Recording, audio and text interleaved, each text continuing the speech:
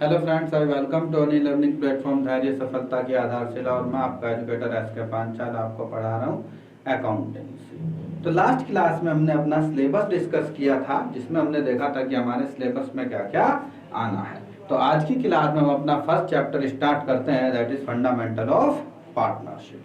तो देखो बेटा, बड़ा इंपॉर्टेंट चैप्टर है फंडामेंटल ऑफ पार्टनरशिप। यहाँ पर जो हमारी फंडामेंटल ऑफ पार्टनरशिप से लगभग एग्जाम में एवरेज 6 मार्क्स का क्वेश्चन, यानी 6 to 10 मार्क्स यहाँ से एग्जाम में आते हैं हमारे। ठीक है, पूरी पार्टनरशिप में यानी 36 मार्क्स की पूरी पार्टनरशिप है, जिसमें फंडामेंटल ऑफ पार्टनरशिप बहुत ही इंपॉर्टेंट टॉपिक है। क्योंकि जब आप फंडामेंटल ऑफ पार्टनरशिप सीखेंगे तभी आप पार्टनरशिप के आगे के कॉन्सेप्ट को समझ पाएंगे। देखो, अकाउंटेंसी को समझने के लिए सबसे इंपॉर्टेंट बात बस एक ही है कि आप कोई भी क्लास मिस ना करें। अगर कोई बच्चा क्लास मिस करके समझने की कोशिश करेगा तो बेटा उसे थोड़ी समझने में प्रॉब्लम होगी और वो अच्छे से समझ भी नहीं पाएगा, और उसे ऐसा लगेगा भी कि जैसे मुझे समझ में नहीं आ रहा है। तो बस आपकी सिर्फ एक ही शर्त है, या कहें हमारी एक ही शर्त है कि आप क्लास रेगुलर लें, कोई भी क्लास मिस ना करें, अपने होमवर्क को बराबर करते रहें, यानी जो हम पढ़ाते हैं उसके जो बेसिक क्वेश्चन है उन क्वेश्चन को आप करते रहें, बाकी जो हम क्वेश्चन करवाएंगे उन क्वेश्चन को भी आप रिवाइज करते रहें। ठीक है बेटा, तो देखो सबसे पहले फंडामेंटल ऑफ पार्टनरशिप में पढ़ते हैं मीनिंग ऑफ पार्टनरशिप। क्या तो आइए बेटा जी, अब हम देखते हैं कि पार्टनरशिप फर्म क्या होती है। तो देखो जरा, पार्टनरशिप फर्म क्या है। देखो मैं आपको सिंपल सी लैंग्वेज में समझाता हूं कि जब दो या दो से अधिक व्यक्ति मिलकर किसी काम को करते हैं तो वो पार्टनरशिप कहलाती है। लेकिन इसके लिए हमारी कुछ टर्म्स हैं जो कम से कम में फुलफिल होनी चाहिए, यानी मैं कहूं कि कुछ इसेंशियल एलिमेंट्स हैं जो कम से कम पूरे होने चाहिए। जैसे हमने कहा, जब दो या दो से अधिक व्यक्ति मिलेंगे तो मिलकर वो एक एग्रीमेंट करेंगे, यानी आपस में एक समझौता करेंगे। समझौता क्या करेंगे? वो समझौता ये करेंगे कि भाई हमें किस नाम से बिजनेस चलाना, क्या बिजनेस चलाना, बिजनेस का ऑब्जेक्टिव क्या होगा, ये सारी बातें वो करेंगे। यानी ऐसा नहीं है कि 4 व्यक्ति मिलकर और एक चौराहे पे खड़े होकर लोगों को लूटने लगे कि देखो भाई हम 4 व्यक्ति हैं मिलकर लूट रहे हैं तो इसलिए हमारी एक पार्टनरशिप फर्म है। नहीं, ये पार्टनरशिप फर्म नहीं हो सकती। क्यों? क्योंकि पार्टनरशिप फर्म का जो बेसिक ऑब्जेक्टिव है वो जो भी आपका बिजनेस होगा, वो कुछ भी बिजनेस हो, लेकिन वो बिजनेस आपका लीगल होना चाहिए। अगर वो बिजनेस लीगल नहीं होगा तो फिर आपकी फर्म पार्टनरशिप फर्म नहीं कहलाएगी। यानी हमने कहा कि जब दो या दो से अधिक व्यक्ति मिलकर किसी लीगल बिजनेस को ऑपरेट करते हैं तो वो पार्टनरशिप कहलाती है। लेकिन शर्त यह है कि वो उस बिजनेस से जो प्रॉफिट कमाएंगे वो प्रॉफिट उन सभी लोगों के बीच बंटना चाहिए। ऐसा नहीं है कि प्रॉफिट सब में से किसी एक या दो व्यक्ति ने ले लिया है। नहीं, जितने उस संस्था के अंदर यानी जितने उस फर्म के अंदर पार्टनर्स हैं वे सभी उस प्रॉफिट में हिस्सा रखते हैं। हाँ, ये हो सकता है कि उनकी हिस्सेदारी कुछ भी हो सकती है। फॉर एग्जाम्पल मैं अगर आपको बताऊं कि माना एक फर्म ने 100 रुपए कमाए, उसमें से 99 एक ने रख लिए, बाकी 1 रुपया 4 लोगों ने बांट लिया। ये तो पॉसिबल है, बट ये पॉसिबल नहीं है कि 100 के 100 एक ने रख लिए, बाकी जो पार्टनर्स थे उन्हें कुछ भी नहीं मिला। ऐसा नहीं हो सकता। तो जो अगर ऐसा हुआ तो फिर वो पार्टनरशिप नहीं कहलाएगी। ठीक है, देखो बेटा, जब मैं आपको पढ़ाऊंगा तो आप एक बात ध्यान रखना कि हम थ्योरिकल और न्यूमेरिकल दोनों कॉन्सेप्ट को बराबर ध्यान देंगे। क्योंकि मैं आपको बता दूं, अगर आप थ्योरिकल कॉन्सेप्ट को सही तरीके से नहीं समझ पाओगे तो पहली बात ये रहेगी कि आपको न्यूमेरिकल समझने में प्रॉब्लम रहेगी, और दूसरी बड़ी बात ये रहेगी कि अगर आप थ्योरिकल नहीं समझेंगे तो बेटा कहीं ना कहीं जो एग्जाम के अंदर जो टेक्निकल क्वेश्चन आते हैं उन्हें आप सोल्व नहीं कर पाओगे, वहां पर प्रॉब्लम आएगी। तो इसलिए हम आपको थ्योरिकल और न्यूमेरिकल दोनों ही कॉन्सेप्ट को बहुत अच्छे से पढ़ाएंगे। बस आपको अपनी क्लास रेगुलर लेनी है। तो देखो बेटा, अब हम आगे चलते हैं और देखो जरा मैं यहाँ पे बढ़ा देता हूँ कि बुक्स में लिखा क्या है या एक्ट में क्या लिखा। तो देखो, पार्टनरशिप के मीनिंग ऑफ पार्टनरशिप क्या कहती है। कहता है पार्टनरशिप, बुक्स में क्या लिखा, कहता है partnership is a business relationship among 2 or more persons. यानी जो पार्टनरशिप है वो बिजनेस के लिए रिलेशनशिप है, यानी बिजनेस के लिए होने वाली रिलेशनशिप है 2 या 2 से अधिक व्यक्तियों की। To share profit and losses, जिसमें वो प्रॉफिट और लॉस को शेयर करेंगे ऑफ द बिजनेस, यानी जो भी उस बिजनेस से प्रॉफिट या लॉस होगा वो उसे शेयर करेंगे। अगर वो प्रॉफिट को शेयर नहीं करेंगे तो पार्टनरशिप नहीं होगी। अब वो कहते हैं कैरिड ऑन बाय ऑल और any of them acting for all, यानी ये बात है कि उस बिजनेस को वो सभी लोग भी चला सकते हैं या फिर उन सब की तरफ से किसी एक को भी अथॉरिटी दी जा सकती है कि भाई हाँ तुम भी हमारी तरफ से चला सकते हो। तो कोई भी चलाए, सब चलाए या कोई उनकी तरफ से कोई एक चलाए, ये बात मायने नहीं रखती। लेकिन मेन बात ये है कि वो बिजनेस होना चाहिए, वो बिजनेस लीगल होना चाहिए, उसमें होने वाला प्रॉफिट सभी में बंटना चाहिए, वहां 2 या 2 से अधिक व्यक्ति होने चाहिए। ये चीजें इंपॉर्टेंट हैं और वो सब भी चला सकते हैं और सबकी तरफ से कोई एक भी बिजनेस को चला सकता है। ये 5 इसेंशियल एलिमेंट है पार्टनरशिप पे। यही बात पार्टनरशिप एक्ट 1932 का सेक्शन 4 कहता है। पार्टनरशिप एक्ट, बेटा एक्ट समझते हैं आप क्या होता है? देखो मैं एक्ट के बारे में थोड़ा सा बता दूं और सेक्शन के बारे में मैं आपको थोड़ा सा समझा देता हूं एक्चुअली होते क्या है एक्ट और सेक्शन। देखो जैसे अगर मैं आपसे बात करूं कि आपके पास आपका कोर्स है, आपके पास कोर्स है ना, तो बेटा देखो कोर्स को, पूरे कोर्स को किसी एक ही बुक में नहीं बाउंड किया जा सकता ना।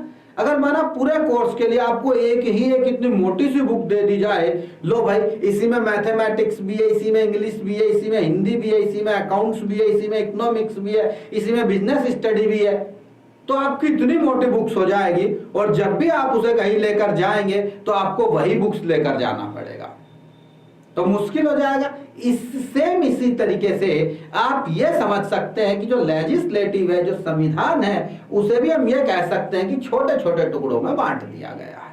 बस हम इस तरीके से समझ सकते हैं समझने के लिए, ठीक है बेटा जी। और उससे हम कहते हैं एक्ट। ये जो संविधान के, जो लेजिस्लेटिव के जो छोटे टुकड़े हैं, इन्हें ही हम क्या कह देते हैं? इन्हें ही कह देते हैं एक्ट। और ये एक्ट ऐसे ही नहीं बनाए जाते, बल्कि ये एक्ट हमें जब भी कोई प्रॉब्लम आती है उस प्रॉब्लम को पार्लियामेंट में रखा जाता है, ठीक है बेटा, फिर वहां पर इस पे निर्णय होते हैं, डिसीजन होते हैं, बहस होती है, तब जाकर ये एक्ट बनते हैं, ठीक है। यानी हमने कहा कि भाई लेजिस्लेटिव यानी एक तरीके से संविधान का ही एक पार्ट बन जाता है एक्ट, जिसे हिंदी में कहा जाता है अधिनियम। क्या कहते हैं बेटा? हम इसे ही हिंदी में कहते हैं हम अधिनियम। तो देखो ये अधिनियम क्या है, यानी हम कह सकते हैं act is a part of legislative, समझे?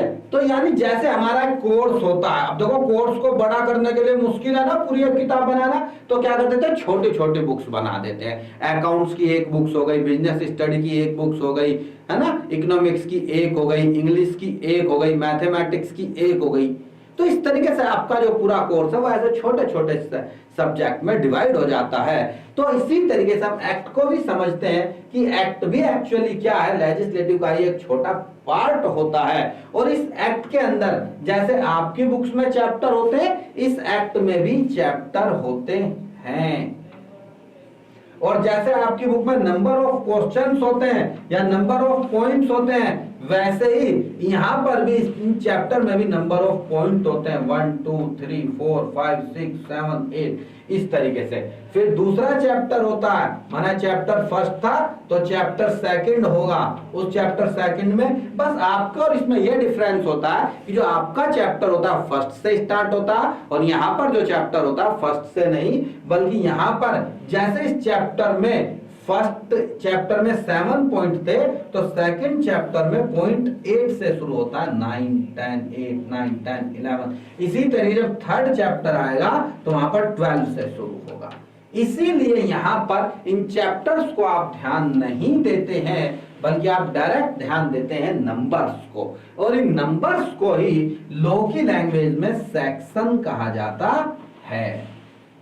यानी अगर मैं आपसे पूछूं सेक्शन क्या है, तो आप कहेंगे section is a number of point in any chapter of any act. यानी किसी एक्ट के चैप्टर में जो नंबर ऑफ पॉइंट है वो सेक्शन कहलाता है। और इन पॉइंट्स में लिखा होता है, 1 नंबर पर ये बात लिखी है, 2 पे ये बात, 3 पे ये बात, 4 पे ये बात। इस तरीके से अगर मैं आपको एक्ट समझाऊं तो आप क्या कहेंगे कि act is a groups of many solutions and problems on a specific problem which has many rules and terms and penalties in this act.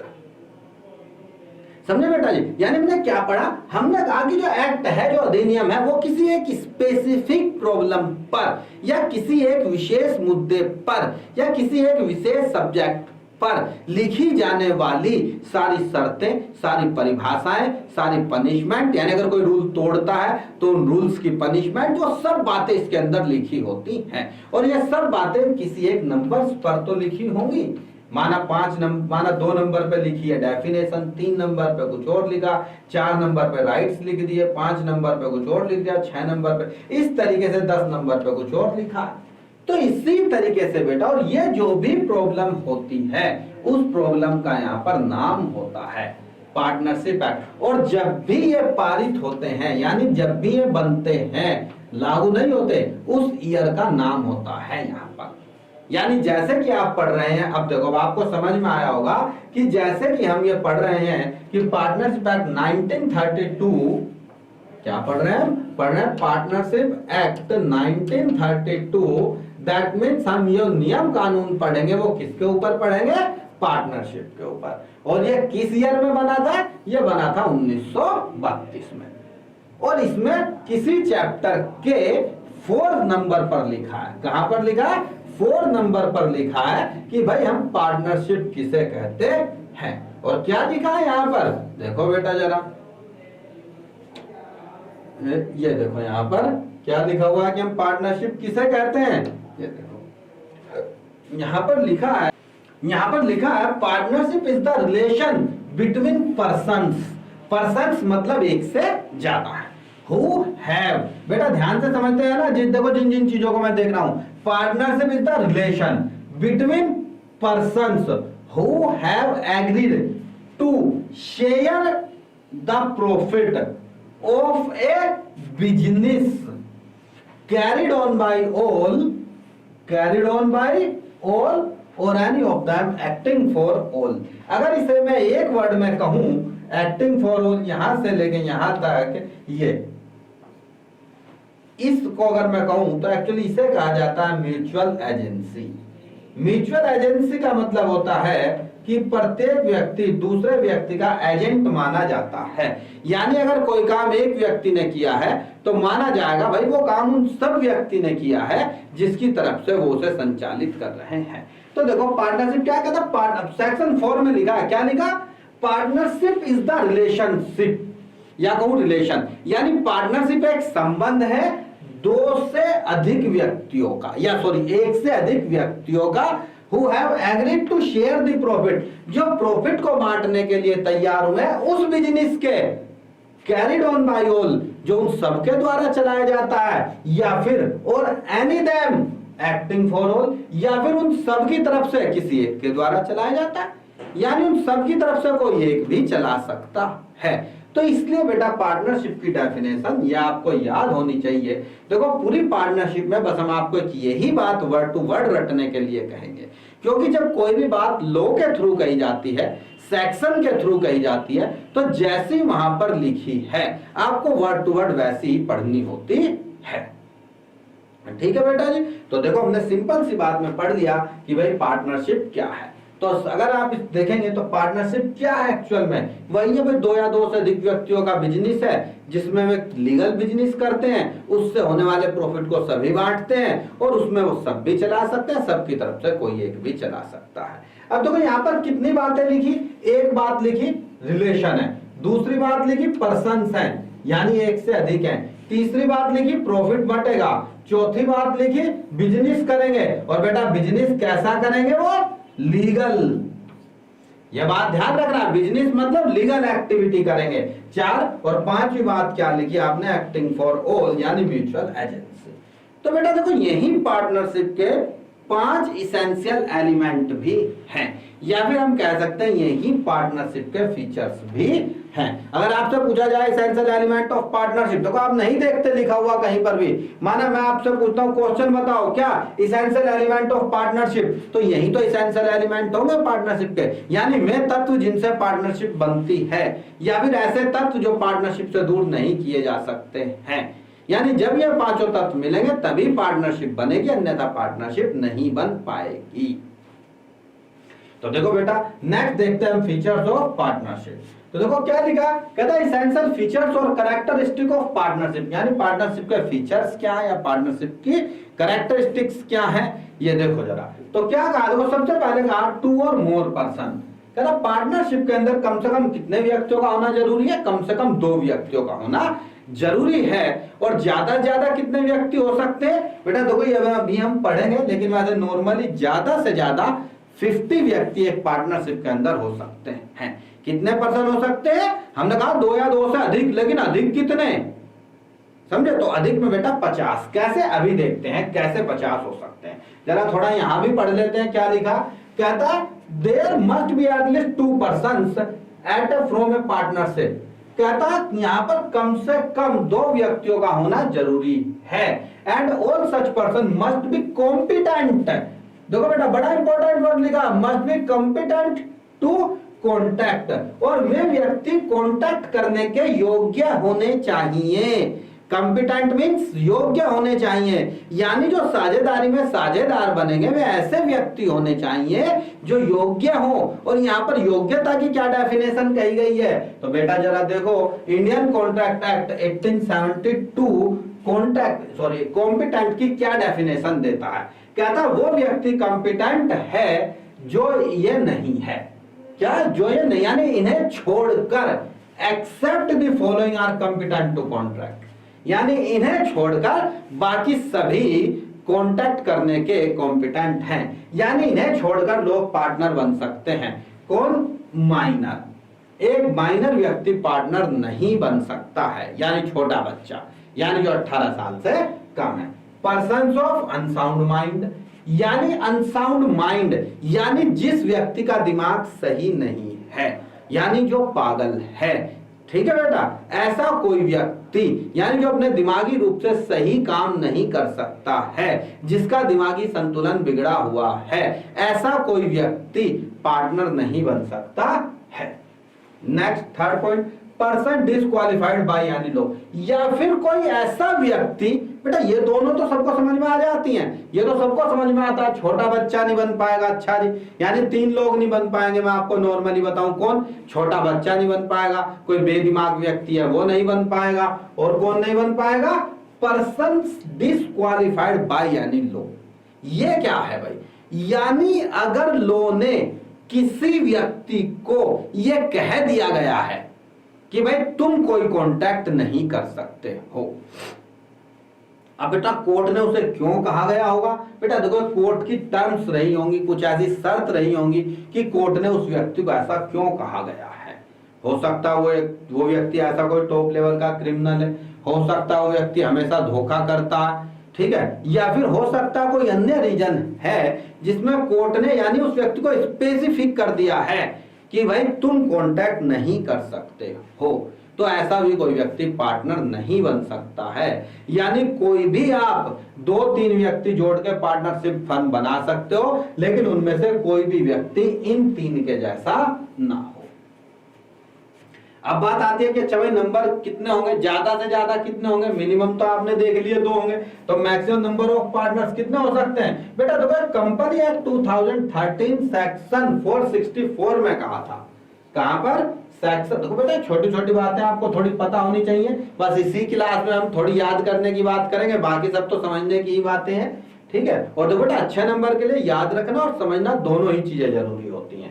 तो कंपनी एक्ट 2013 के सेक्शन 464 में कहा है सेंट्रल गवर्नमेंट, कहता देखो सेंट्रल गवर्नमेंट ने power दी है, क्या नंबर प्रेस्क्राइब किए हैं, कहता है empower the central government to prescribe number of partners in a firm subject to maximum of 100 partners, कितने हो सकते हैं, 100 हो सकते हैं, कोई दिक्कत नहीं। लेकिन बेटा फिर थोड़े दिन बाद एक रूल आया जिसे रूल नंबर 10 कहा गया है, उसमें कंपनी ने कह दिया कि भाई नहीं 50 से ज्यादा नहीं होंगे, 2014 में, जरा पढ़ो।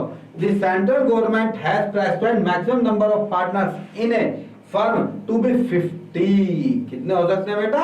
50।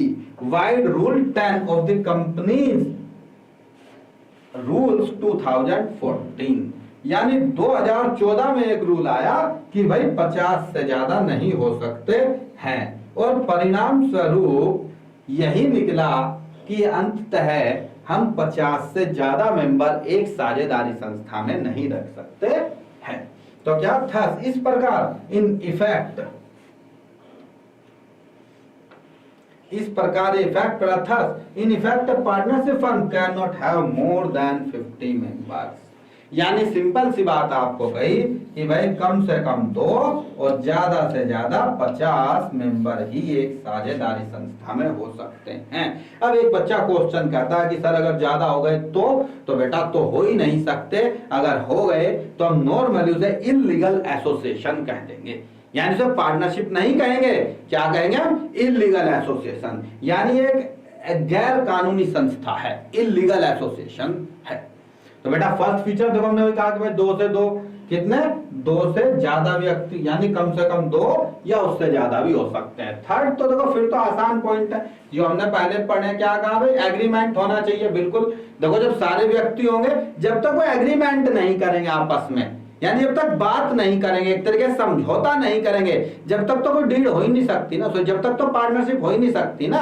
क्यों? कि भाई वो व्यक्ति अलग घूम रहे, तुम अलग घूम रहे। जब आपस में बात करोगे, समझौता करोगे, तभी तो एग्रीमेंट होगा। सॉरी, समझौता करोगे, एग्रीमेंट करोगे, तभी तो पार्टनरशिप बनेगी। यानी तो सारे अलग अलग घूमेंगे, यानी सबको जोड़ने के लिए तो एग्रीमेंट, यानी एक कड़ी है जोड़ने की, तो जोड़ने वाली कड़ी का नाम है एग्रीमेंट, अन्यथा सब अलग अलग है। तो एग्रीमेंट का होना जरूरी है। थर्ड लॉफुल बिजनेस, मैंने आपको बताया था कि अगर 4 व्यक्ति इकट्ठे होकर चौराहे पे किसी को मिलकर पैसे बांटने लगे तो वो बिजनेस या पार्टनरशिप फर्म नहीं बन पाएगी। क्यों? क्योंकि उनका ऑब्जेक्टिव लीगली नहीं है। जब बिजनेस होगा लॉफुल होगा। प्रॉफिट शेयरिंग, उनकी प्रॉफिट शेयरिंग रेशियो बटेगी। ऐसा नहीं होगा कि सारा प्रॉफिट कोई एक ही व्यक्ति ले जाए। और business can be carried on by all और any of the partners acting for all, यानी कोई एक व्यक्ति, यानी सब व्यक्ति भी संचालन कर सकते हैं और उन सबकी इच्छा से कोई एक व्यक्ति भी संचालन कर सकता है। तो माना यह जाएगा कि यह डिसीजन पूरी पार्टनरशिप फर्म ने ही लिया है। ठीक है, तो बेटा ये 5 फीचर्स थे जो आपको पता होने चाहिए। अब देखो जब आप एक संस्था में पार्टनर बनते हो तो आपके क्या क्या अधिकार होते हैं, समझे? यानी आप पार्टनरशिप फर्म में पार्टनर बन रहे हो तो कम से कम ये तो पता चले भाई आपके अधिकार क्या हैं। तो देखो बेटा आपके क्या क्या अधिकार हो सकते हैं। देखो जरा यहाँ पे लिखा कह रहा है every partner has the right to participate in the management of business.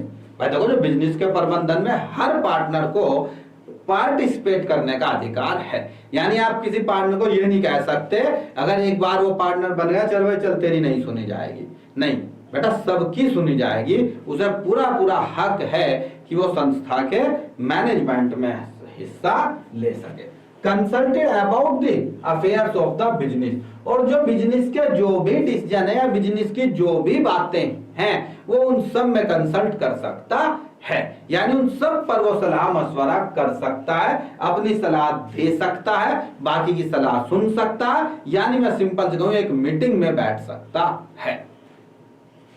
कहता है every partner has the right to be inspect the books of the account and have a copy of it. भाई जो भी लेखा जोखा हुआ है वो उसे देख भी सकता है और अगर उसकी मर्जी हो तो उनकी डुप्लीकेट कॉपी भी ले सकता है। Every partner the right to share profit और लॉस, प्रत्येक पार्टनर को फर्म में होने वाले प्रॉफिट और लॉस को लेने का अधिकार होता है। If a partner has advance loan, हाँ देखो यहाँ पर एक बात है कि अगर कोई पार्टनर फर्म को लोन देता है, ठीक है बेटा, अगर किसी पार्टनर ने फर्म को लोन दिया है तो ऐसी सिचुएशन में मैं अपनी शर्त के अनुसार जो भी उन्होंने 8%, 5%, 10% तय किया है वो ले सकता है। अगर उसने कुछ तय किए बिना ही दे दिया फर्म को लोन तो ऐसी सिचुएशन में पार्टनर, ध्यान रहे बेटा मैं रेट बता रहा हूं यहां पर, बिल्कुल मत भूल जाना। तो ऐसी सिचुएशन में पार्टनर 6% का इंटरेस्ट पर एनम ले सकता है। कितना? दिए गए लोन पर 6% का इंटरेस्ट लेने का राइट वो रखता है। He has the right to receive interest thereon at an agreed rate of interest। यानी जो भी उन्होंने समझौता किया है, समझौते के अनुसार जो भी उन्होंने रेट डिसाइड किया उसके अनुसार वो ब्याज लेने का अधिकारी है। In case the rate of interest is not agreed, और अगर उन्होंने कोई रेट ऑफ इंटरेस्ट एग्री ही नहीं किया या उन्होंने कुछ तय ही नहीं किया, जरूरत थी उसने दे दिया, ऐसी सिचुएशन में at the rate provided in the Indian partnership act 1932, तो इंडियन पार्टनरशिप एक्ट 1932 में रेट दिया गया है दैट इज 6% पर एनम, और ये रेट है बेटा जी 6% प्रति वर्ष। तो देखो सारे राइट है पार्टनर के। आगे देखो और भी बहुत सारे राइट है पार्टनर के। क्या क्या राइट है? In case of an agreement, in case of an emergency. तो देखो बेटा क्या कहता है वो इमरजेंसी के केस में, कहता है partner has the right to act according to his best judgment. भाई इमरजेंसी के केस में जजमेंट, बट थोड़ी बहुत मिस्टेक हो जाती है बेटा, लिखने में हो जाती है, टाइपिंग मिस्टेक रह जाती है, ठीक है। Right to act according to his best judgment, यानी उसे राइट है कि भाई देखो वो डिसीजन ले सकता है अपनी नॉलेज के हिसाब से बढ़िया। मैंने इमरजेंसी में माना 4 पार्टनर नहीं है तो क्या करेगा वो? डिसीजन तो लेना पड़ेगा ना, संस्था बंद तो नहीं की जाएगी ना कि चलो भाई अभी रामलाल नहीं है इसलिए शंभू बिजनेस इसलिए दुकान बंद कर दी। नहीं भाई, जो भी डिसीजन होंगे वो लेगा, और जैसा भी उसकी नॉलेज के हिसाब से बेस्ट है वो लेगा, उसे ये अधिकार है। कोई ये नहीं कह सकता कि नहीं नहीं भाई तुम कोई डिसीजन नहीं लोगे, तुमसे पूछ के ही लोगे कि तूने डिसीजन क्यों ले लिया था जब मैं नहीं था। माना एक पार्टनर आईसीयू में भर्ती है, एक को डिसीजन लेना, बिजनेस तो चलाएगा ना, तो आईसीयू वाला 6 महीने बाद उठ के ये नहीं कह सकता कि तूने क्यों डिसीजन ले लिया जब मैं नहीं था। नहीं बेटा, ले सकता है भाई, जैसा भी उसकी नॉलेज के अनुसार अच्छा है वैसा डिसीजन वो ले सकता है। A partner has the right not to allow the admission of a new partner, और प्रत्येक पार्टनर को इस बात का अधिकार होता है कि वो किसी भी नए पार्टनर को फर्म में आने से रोक सकता है। यानी अगर किसी की इच्छा नहीं है तो किसी अलग व्यक्ति को पार्टनर नहीं बनाया जा सकता है। आफ्टर गिविंग प्रॉपर नोटिस, तो बेटा नोटिस देने के बाद राइट टू रिटायर, यानी किसी भी पार्टनर को फर्म से रिटायर होने का अधिकार होता है, लेकिन एक उचित समय का नोटिस देने के बाद। ऐसा नहीं होता कि चलो भाई आज मन नहीं है मेरा, चलो भाई लो मैं नहीं आ रहा हूं, खत्म करो कल से। नहीं बेटा, एक उसे उचित समय पहले नोटिस देना पड़ता है। इफ ए पार्टनर इनकर एक्सपेंस ऑन द बिजनेस और ही पे amount on behalf of the firm, यदि कोई पार्टनर खर्च करता है फर्म के बिहाफ पर, that partner gets indemnified for the payments made by him from the firm। तो बेटा वो उस पार्टनर को लेने का यानी उस एक्सपेंस को लेने का अधिकारी है। यानी अगर कोई पार्टनर इस बात के यानी फर्म के नाम पर कोई खर्च कर देता है, ठीक है, तो बाद में वो फर्म से ले सकता है, उसे क्लेम कर लेगा, उसे वो खर्चा मिल जाएगा। ठीक है बेटा जी। तो देखो जरा नेक्स्ट देखते हैं हम आगे। तो ये राइट थे पार्टनर्स के, ठीक है बेटा। देखो हमने 9, 10, 8, 9 राइट्स लिखे, बाकी और भी बहुत सारे अधिकार होते हैं। ऐसा नहीं है कि हम सारे लिख देंगे यहाँ पर, आप और भी रीड कर सकते हो। तो मेन हमने थोड़े यहाँ पर पढ़े थे, ठीक है। देखो राइट थे, अधिकार थे। अब हम पढ़ते हैं लायबिलिटी, यानी दायित्व क्या होता है एक पार्टनर का। तो देखो बेटा वैसे तो एक पार्टनर का दायित्व यही होता है कि कोई भी पार्टनर अपने दिमाग के हिसाब से फर्म के साथ धोखा ना करे, जैसा उसमें माइंड है उसके हिसाब से डिसीजन ले, वो फर्म की संपत्ति को यूज ना करे पर्सनल पर्पस के लिए। अगर उसने ऐसा कुछ भी किया समझे तो उसे होने वाले नुकसान भरने पड़ेंगे। यही एक पार्टनर की लायबिलिटी होती है।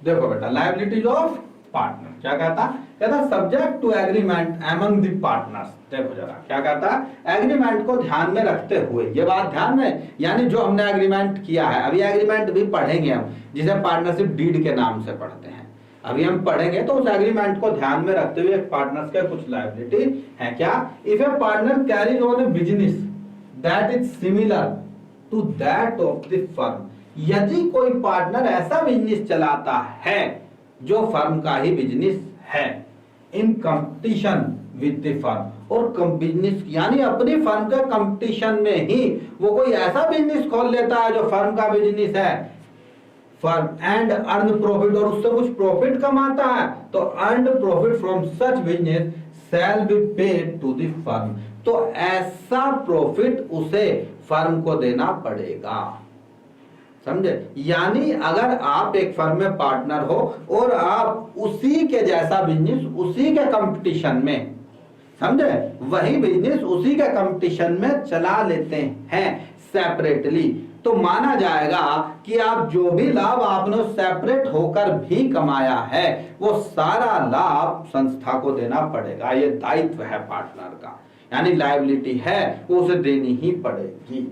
नेक्स्ट पॉइंट कहता है if partner earn profit from for himself, यदि कोई पार्टनर प्रॉफिट कमा लेता फ्रॉम एनी ट्रांजैक्शन, किसी भी ट्रांजैक्शन को करके, ऑफ द फर्म और from the use of firms property, क्या कह रहा है, अगर कोई फर्म के ना, यानी मैं सिंपल सी बात कहूं कि अगर कोई व्यक्ति फर्म के ट्रांजैक्शन से कोई प्रॉफिट कमा लेता या फिर फर्म के नाम पर कोई प्रॉफिट कमा लेता, यानी सिंपल सी भाषा में कहूं कि अगर फर्म की एसेट्स को यूज करके, चाहे वो नाम ही क्यों ना हो, भाई नाम गुडविल भी तो कुछ चीज होती है, तो चाहे वो नाम ही क्यों ना हो, अगर वो फर्म की एसेट्स को यूज करके कोई भी प्रॉफिट कमाता है तो वो प्रॉफिट भी उसे फर्म को ही देना पड़ेगा। यानी बेसिकली दो लायबिलिटी पार्टनर्स की हैं। क्या? पहली लायबिलिटी है कि अगर कोई पार्टनर फर्म के कंपटीशन में बिजनेस चलाता है तो उसे होने वाला प्रॉफिट फर्म को देना पड़ेगा। दूसरी सिचुएशन में यदि कोई पार्टनर फर्म की संपत्ति यूज करके कोई प्रॉफिट कमाता है तो फिर उसे वो प्रॉफिट भी फर्म को देना पड़ेगा।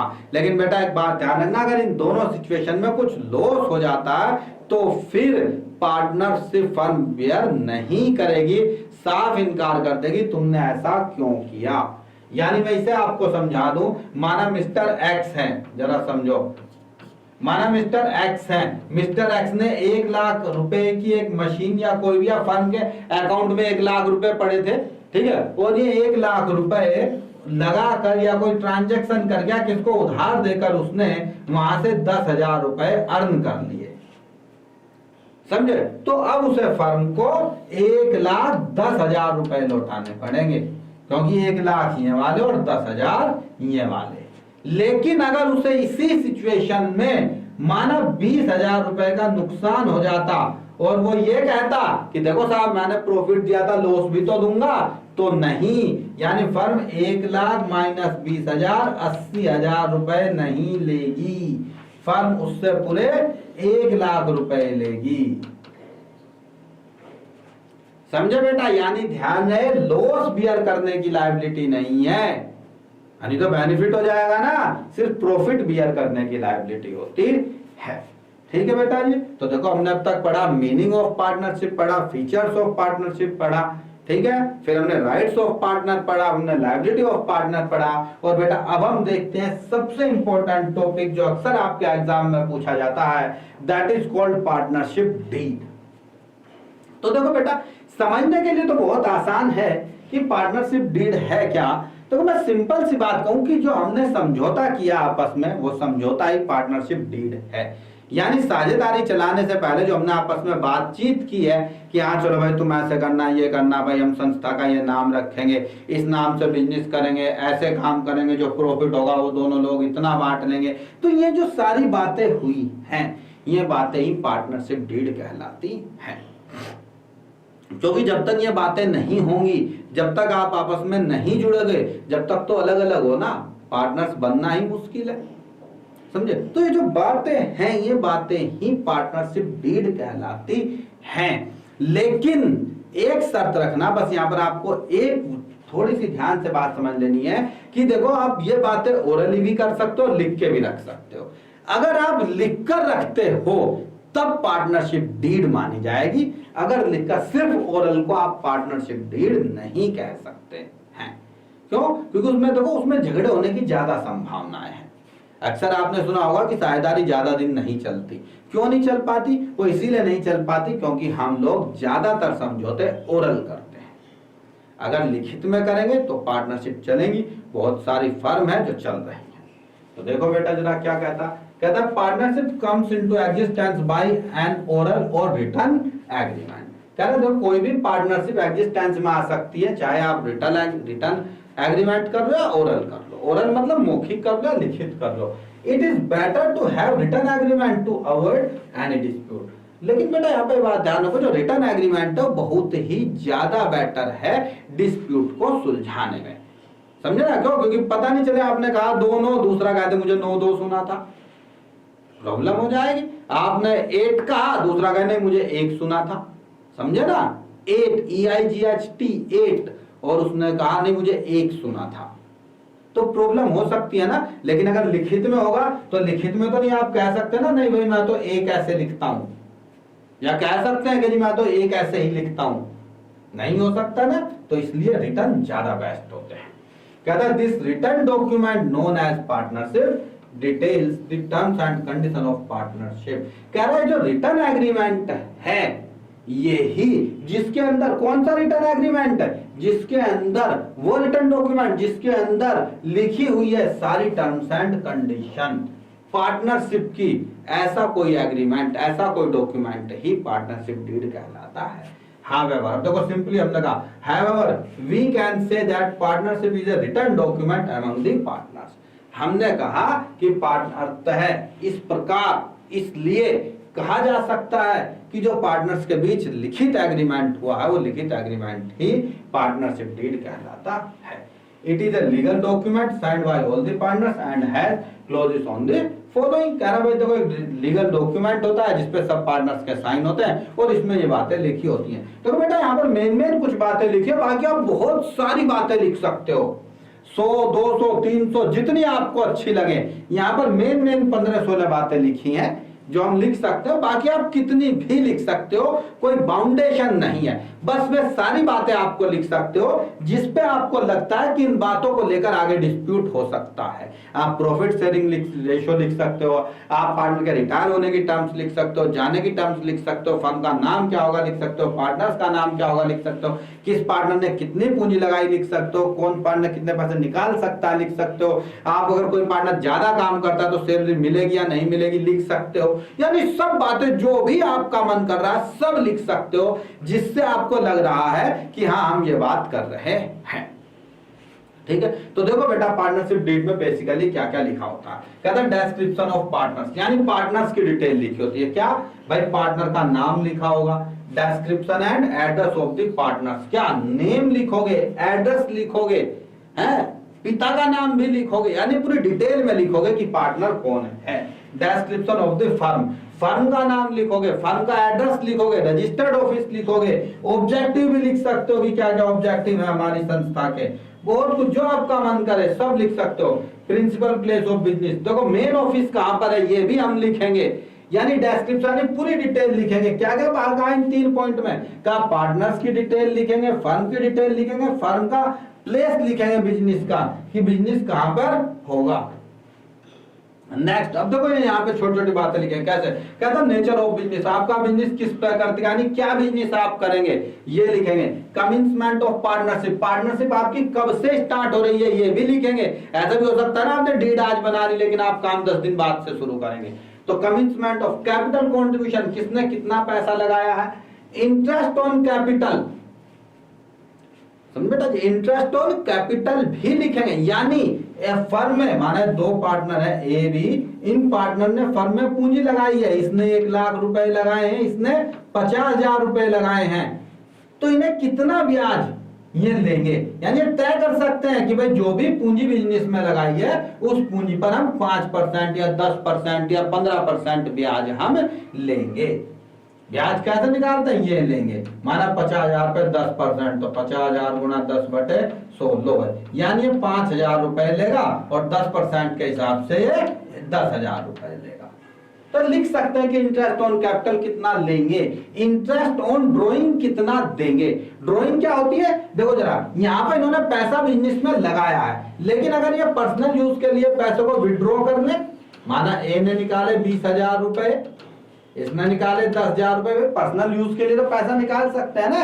तो जो पर्सनल यूज के लिए पैसा निकालते हैं उसे ड्रॉइंग कहा जाता है, और ये ड्रॉइंग पर फर्म इनसे कितना ब्याज लेगी, ये इंटरेस्ट ऑन ड्रॉइंग कहलाता है। बाकी सारी चीजें अभी हम डिटेल में भी पढ़ेंगे। प्रॉफिट शेयरिंग रेशियो, यानी वे कैसे कैसे प्रॉफिट बांटेंगे, कौन सा पार्टनर हिस्सा कितना लेगा, कौन कम लेगा, कौन ज्यादा लेगा। इंटरेस्ट ऑन लोन, अगर किसी पार्टनर ने लोन दिया तो कितना ब्याज लेगा। रेम्यूनरेशन टू पार्टनर्स, किसी पार्टनर को कितना रेम्यूनरेशन दिया जाएगा। रेम्यूनरेशन मीन्स होता है सैलरी, यानी किसी पार्टनर को कितनी सैलरी दी जाएगी। हो सकता है ना कोई पार्टनर ज्यादा काम कर रहा है तो भाई लगता है कि ठीक है भाई देखो हम काम नहीं करेंगे, हम 3 पार्टनर सिर्फ पैसा लगाएंगे, बाकी एक काम भी करेगा। तो हो सकता है जो काम करने वाला पार्टनर है थोड़ा ज्यादा पैसे ले ले। वैल्यूएशन ऑफ गुडविल, गुडविल की वैल्यू कैसे निकाली जाए, ये चैप्टर हम वहां पर पढ़ेंगे। वैल्यूएशन ऑफ एसेट्स, ये हम revaluation of assets and liability में भी पढ़ते हैं, यानी एसेट्स का एक समय के बाद रिवैल्यूएशन। भाई देखो आपने कोई एसेट्स खरीदी, फिर आप एक रेट से डेप्रिसिएशन लगाते हैं, लेकिन ऐसा जरूरी नहीं है ना कि बिल्कुल उसी रेट से वैल्यू घटती रहे, अलग से भी घट बढ़ सकती है। अकाउंटिंग पीरियड आपका क्या होगा, यानी आप हिसाब कब से कब तक लगाएंगे। आप हर 6 महीने बाद हिसाब लगाएंगे, 3 महीने बाद हिसाब देखेंगे, या साल भर बाद देखेंगे, अप्रैल टू मार्च देखेंगे, या जनवरी टू दिसंबर देखेंगे। तो ये सारी बातें पहले ही डिसाइड कर ली जाती हैं। ये सब आप डीड में लिख सकते हो, इससे भी ज्यादा बातें लिख सकते हो। Rights and duties of partner, यानी किसी पार्टनर के राइट क्या होंगे, ड्यूटीज क्या होगी। ड्यूरेशन ऑफ पार्टनरशिप, और ये साझेदारी संस्था कब तक चलेगी, 10 साल, 5 साल, 3 साल, या फिर किसी स्पेसिफिक काम के लिए आपने की है। भाई जैसे ही ये काम खत्म तो साझेदारी संस्था भी खत्म। ठीक है बेटा, तो ऐसे देखते हैं कि देखो इतनी सारी बातें हमने लिखी हैं। कितनी बातें यहाँ पर 16 पॉइंट इसमें यहाँ पर दिए हैं लिखने के लिए। तो बेटा बाकी इनसे ज्यादा भी आप लिख सकते हो, और बेटा इन्हें ध्यान से पढ़ लेना, रिवाइज इन्हें आप जरूर करना। अब तो कहता है इंपॉर्टेंस ऑफ पार्टनरशिप डीड, कहना पार्टनर्शिप डीड का महत्व क्या। तो क्या बेटा पार्टनरशिप डीड का बेसिकली बताऊं एक ही महत्व है कि कोई डिस्प्यूट नहीं होता है, बस लड़ाई झगड़े नहीं होते हैं। आप बाद में कुछ भी कोई एक पार्टनर कह सकता है जी ऐसे कहा था, दूसरा कहता है ऐसे कहा था, नहीं भाई लिखित में देख लो, लिखा हुआ है ना जो कहा था भाई। तो पार्टनरशिप डीड का सबसे बड़ा महत्व यही है कि यह डिस्प्यूट खत्म कर देती है। कैसे कहता है partnership deed is an important legal document which defines relationship among the partners. कहना पार्टनरशिप डीड एक लीगल डॉक्यूमेंट है जो पार्टनरशिप को डिफाइन, जो पार्टनरशिप के रिलेशन को डिफाइन करती है, यानी पार्टनर्स के बीच जो भी रिलेशन है उन्हें डिफाइन करती है। It is important to have written partnership deed, इसके लिए महत्वपूर्ण है कि पार्टनरशिप डीड कैसी हो, लिखित हो। To avoid and settled possible disputes, तो इससे क्या होता है कि हमारे पॉसिबल डिस्प्यूट्स हमें सेटल हो जाते हैं, यानी झगड़े नहीं होते हैं, खत्म हो जाते हैं, अवॉइड होते हैं। इट इज यूजफुल, ये बड़ी ही महत्वपूर्ण है। क्यों महत्वपूर्ण है, it governs the right duties and liability of each partner, ये प्रत्येक पार्टनर की राइट ड्यूटी और लायबिलिटी बताती है। भाई बताती है किस पार्टनर का क्या अधिकार है, किस पार्टनर की क्या ड्यूटी और किस पार्टनर के क्या क्या दायित्व है।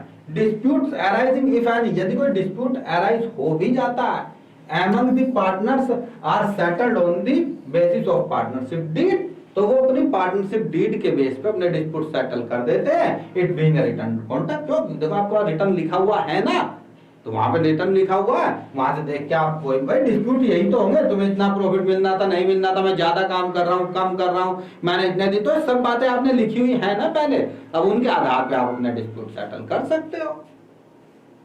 कहता है is it essential to have a partnership deed, कह रहा है पार्टनरशिप डीड का होना जरूरी है। तो कितना इंपॉर्टेंट क्वेश्चन कहा गया है। कई बार बेटा कुछ चीजें जरूरी नहीं होती, लेकिन जब समय आता है ना तब आपको लगता हो यार ये होती तो बहुत जरूरी होती। तो देखो पार्टनरशिप डीड भी एक ऐसा ही डॉक्यूमेंट है जो आवश्यक बिल्कुल भी नहीं है, लेकिन भविष्य के डिस्प्यूट को खत्म करने के लिए पार्टनरशिप के अंदर पार्टनरशिप डीड का होना बहुत ही आवश्यक माना जाता है। समझे, क्योंकि अगर पार्टनरशिप डीड नहीं है तो फिर जो पार्टनरशिप एक्ट के प्रोविजन है वे ही लागू हो जाएंगे। देखो बेटा कहता it is not essential but desirable, कहता है यह आवश्यक नहीं है लेकिन साहब इच्छा को देखते हुए जरूरी है, डिजायरेबल है यानी होनी चाहिए, डिजर्व करने के लिए जरूरी है, आवश्यक नहीं है। To have a partnership deed, ये डिजायरेबल है कि आप पार्टनरशिप डीड रखें। In case partnership deed does not exist, यदि पार्टनरशिप डीड नहीं है, provision of the Indian partnership act 1932 will apply. अगर आपने पार्टनरशिप डीड नहीं बनाई है तो भैया लागू हो जाएंगे प्रोविजन पार्टनरशिप एक्ट 1932 के 1932। तो इसलिए जरूरी है कि आप पहले से ही अपनी इच्छा के अनुसार ये सारे प्रोविजन लिख लें, सब बातें लिख लें। देखो बेटा बड़ा इंपॉर्टेंट टॉपिक है कि अगर अभी हमने कहा कि भाई पार्टनरशिप के प्रोविजन लागू हो जाएंगे, यानी अगर आपने कुछ चीजें नहीं लिखी है तो वहां पर पार्टनरशिप एक्ट 1932 लागू हो जाएगा। और 1932 की क्या क्या शर्तें हैं जरा देखो। कहता है provision affecting accounting treatment in the absence of partnership deed. अगर पार्टनरशिप डीड एब्सेंट है, यानी आपने पार्टनरशिप डीड नहीं बनाई है, तो ये बातें लागू होंगी। क्या क्या लागू होंगी? सबसे पहले क्या मैटर है? मैटर ये शेयरिंग ऑफ प्रॉफिट लॉस। जितने पार्टनर है सब इक्वल प्रॉफिट बांटेंगे, हर पार्टनर को बराबर प्रॉफिट मिलेगा। समझे भाई? माना 100 रुपए कमाए हैं, अच्छा प्रॉफिट बांटते कैसे हैं ये मैं बात बेटा आपको छोटा सा बता दूं, ठीक है। माना एक संस्था में 1000 रुपए कमाए गए हैं, 3 पार्टनर हैं, तो कैसे बांटेंगे ये? थोड़ा कैलकुलेशन को इजी करने के लिए हम यहाँ पर फिलहाल 1500 ले लेते हैं। 3 पार्टनर है, कुछ नहीं कहा गया, तो हमने कहा 1 1 1 सब बराबर बांटेंगे। तो बराबर कैसे बांट, देखो बेटा कैसे डिस्ट्रीब्यूट किया जाता है प्रॉफिट, ध्यान से समझना। 1 और 1 2 और 1 3 हो गए, तो इसे हम 3 से डिवाइडेड कर देंगे। 1500 बाई 3 यानी 500। अब हर एक के शेयर से मल्टीप्लाई कर देंगे।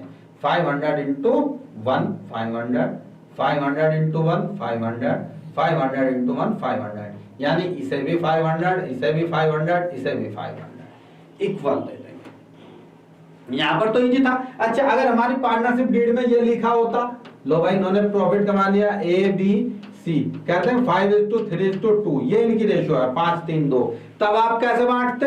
तो देखो मैंने बताया ना कॉन्सेप्ट को आप ध्यान रखो, ये जो भी रेशियो होती है तीनों का टोटल कर लो, तीनों चारों 6 हो सबका टोटल कर लो, 5 और 3 8 और 2 10। अब ये जो टोटल प्रॉफिट है, इस टोटल प्रॉफिट को आप डिवाइड कर दो 10 से। कितना आ जाएगा? 10 से डिवाइड करोगे 150, 150। अब देखो 150 की हर एक के शेयर में मल्टीप्लाई कर दो, यानी A का शेयर कितना आएगा? 150 इंटू 5 750। B का शेयर कितना आएगा? 150 इंटू 3 450। और C का शेयर कितना आएगा? 150 इंटू 2 यानी 300। और जब आप इसका टोटल करोगे तो फिर से 1500 ही आ जाएगा। भाई यही तो बांटा है। तो बेटा देखो बांटने का तरीका ये है कि जो भी रेशो होती है उस रेशो का टोटल करके डिवाइड कर देते हैं, फिर जो भी आता है उसमें हर एक के हिस्से से मल्टीप्लाई कर देते हैं। लेकिन हम पढ़ रहे हैं अगर पार्टनरशिप डीड ना हो, तो पार्टनरशिप डीड ना हो तो इक्वल, यानी 4 पार्टनर है तो 4 से भाग करके दे दो, 5 पार्टनर है तो 5 से, 2 पार्टनर है तो 2 से। इंटरेस्ट ऑन कैपिटल कितना दिया जाएगा पार्टनर्स को? नॉट अलाउड, कुछ भी नहीं दिया जाएगा। ध्यान से समझ लेना बेटा। इंटरेस्ट ऑन ड्रॉइंग कितनी चार्ज की जाएगी? Not charge from partners, partner से कोई ब्याज नहीं लिया जाएगा ड्रॉइंग के नाम पर अगर नहीं है।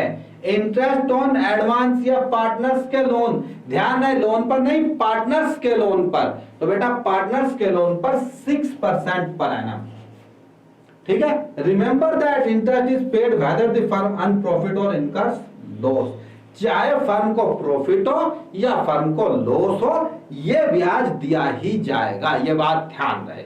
ऐसा ना हो कि वो ये कह दें, फर्म कह रहे जब प्रॉफिट ही नहीं हुआ तो तुम्हें ब्याज कहां से दें, ऐसा नहीं कह सकते। चाहे आप किसी फर्म को प्रॉफिट हो या लॉस, लेकिन ब्याज तो देना ही पड़ेगा।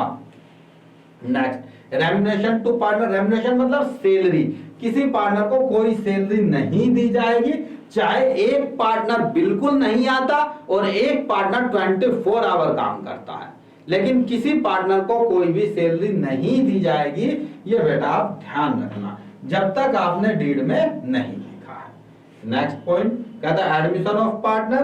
नहीं बेटा जी, कोई पार्टनर एडमिशन नहीं कर सकता। New partner can not be admitted without any consent of all partner, यानी जब तक सभी पार्टनर की कंसेंट ना हो, यानी जब तक सभी पार्टनर एग्री ना हो, जब तक आप किसी भी पार्टनर को एडमिट नहीं कर सकते एज ए न्यू पार्टनर। ठीक है, तो बेटा देखो नेक्स्ट क्लास में हम इन्हीं के ऊपर in the absence of partnership deed, यानी अगर पार्टनरशिप डीड की एब्सेंट में क्या प्रोविजन लागू होते हैं, यानी अगर पार्टनरशिप डीड नहीं बनाई गई है तो कौन से प्रोविजन लागू होंगे, ये सब हम पढ़ेंगे अपने नेक्स्ट क्लास में। यानी हम नेक्स्ट क्लास में अब इसके ऊपर न्यूमेरिकल क्वेश्चन ही करेंगे। न्यूमेरिकल क्वेश्चन यानी बेटा देखो नेक्स्ट क्लास हमारी क्वेश्चन की क्लास होने वाली है। देखो थ्योरिकली तो बेशक कम ही कॉन्सेप्ट है आपका अकाउंटिंग में, ज्यादा थ्योरी नहीं है, लेकिन फिर भी जैसे जैसे समय पर आती है, बस फर्स्ट क्लास में थोड़ी थ्योरी है, बाकी तो छोटे छोटे कॉन्सेप्ट थ्योरी का आएंगे जो हम समय समय पर बताते रहेंगे। ठीक है बेटा जी। तो लेकिन बेटा देखो आपको बता दूं, सबसे जरूरी है बेटा कि आप चैनल को सब्सक्राइब कर लें, क्योंकि जब आप चैनल सब्सक्राइब कर लेंगे तो आपके पास कंटिन्यू वीडियो पहुंचती रहेंगी। ठीक है, ओके बेटा, very very thank you for staying with me.